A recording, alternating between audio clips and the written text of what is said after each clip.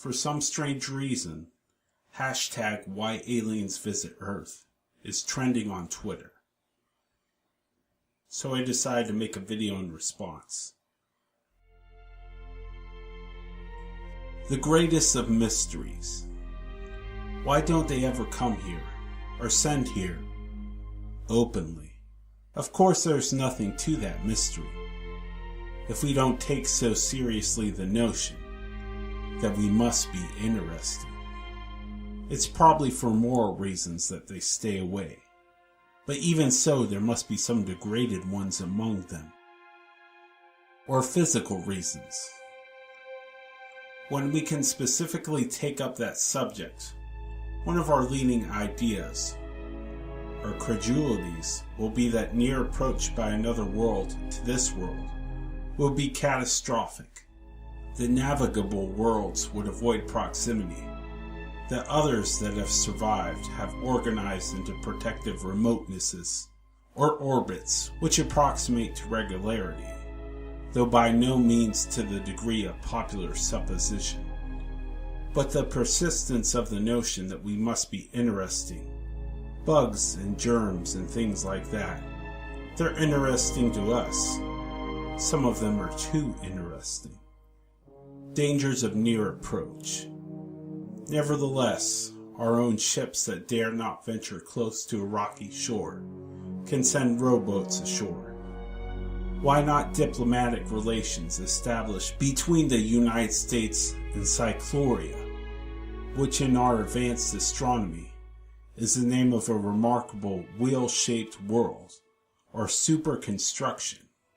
Why not missionaries sent here openly to convert us from our barbarous prohibitions and other taboos, and to prepare the way for a good trade in ultra Bibles and super whiskeys, fortunes made in selling us cast-off super fineries, which we take to like an African chief to someone's old silk hat from New York or London?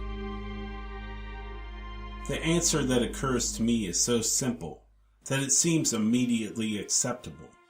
If we accept that the obvious is the solution of all problems, or if most of our perplexities consist in laboriously and painfully conceiving of the unanswerable and then looking for answers, using such words as obvious and solution conventionally, would we, if we could, educate and sophisticate pigs, geese, cattle? Would it be wise to establish diplomatic relation with a hen that now functions, satisfied with mere sense of achievement by way of compensation? I think we're property. I should say we belong to something. That once upon a time this earth was no man's land.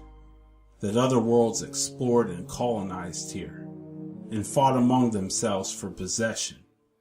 But that now it's owned by something.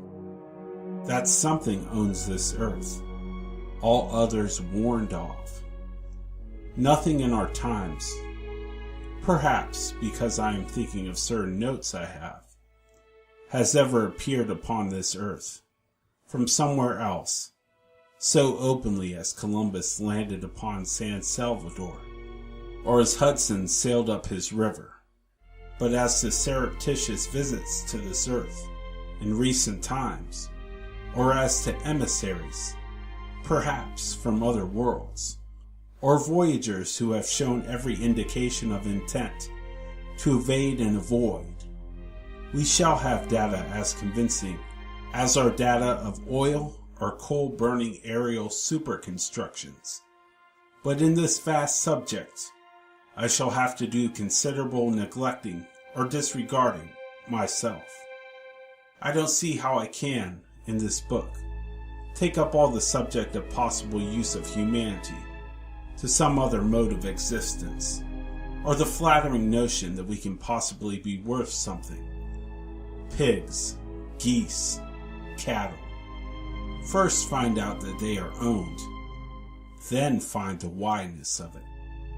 I suspect that, after all, we're useful, that among contesting claimants, adjustment has occurred, or that something now has a legal right to us, by force, or by having paid out analogs of beads for us, to former primitive owners of us, all others warned off, that all this has been known, perhaps for ages, to certain ones upon this earth, a cult or order, members of which function like bellwethers to the rest of us, or as superior slaves or overseers, directing us in accordance with instructions received from somewhere else in our mysterious usefulness.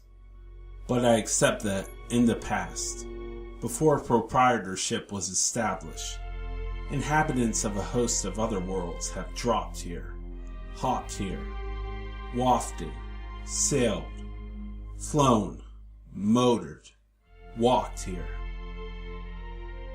For all I know, been pulled here, been pushed, have come singly, have come in enormous numbers, have visited occasionally, have visited periodically for hunting, trading, replenishing harems, mining, have been unable to stay here, have established colonies here, have been lost here, far advanced peoples or things, and primitive peoples of whatever they were, white ones, black ones, yellow ones.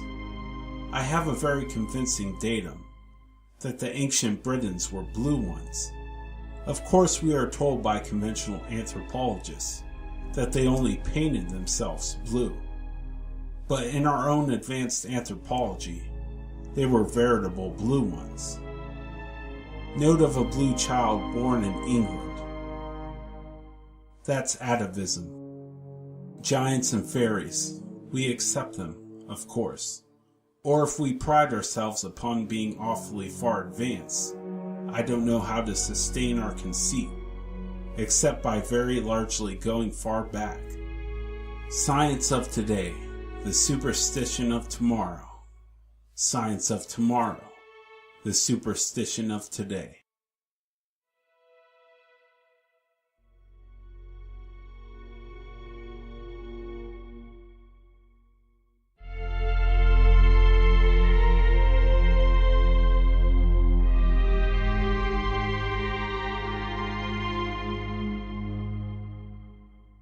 Whether a culture is of life or a great civilization, it's people in the same way, by setting up goals for a way of life through which they can achieve personal happiness if they conform. Thus, knowing the culture of any group charts the way to a fuller understanding of the people themselves.